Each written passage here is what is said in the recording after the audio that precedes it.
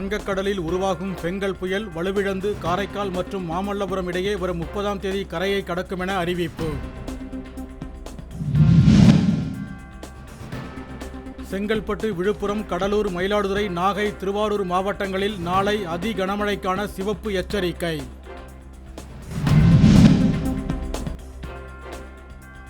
நடுவண் அரசின் வக்ஃபு வாரிய சட்ட முன்வரைவு குறித்து ஆய்வு செய்யும் நாடாளுமன்ற கூட்டுக்குழுவின் பதவிக்காலம் நீட்டிப்பு.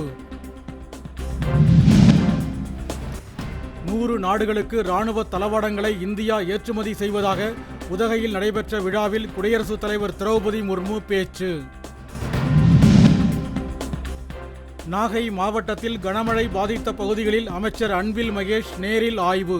முகாம்களில் தங்கியுள்ள மக்களுடன் சந்திப்பு.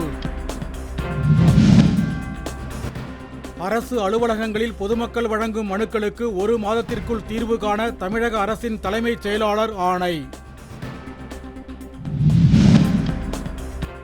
கள்ளக்குறிச்சி அருகே சங்கராபுரத்தில் இருசக்கர ஊர்தி சாகசம் செய்வதில் மோதல்.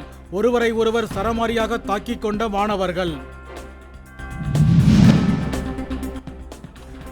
பலத்த காற்று காரணமாக சோளிங்கர் லட்சுமி நரசிம்மர் கோவில் கம்பிவட ஊர்தி சேவை 4 மணி நேரம் நிறுத்தம். பக்தர்கள் அவதி.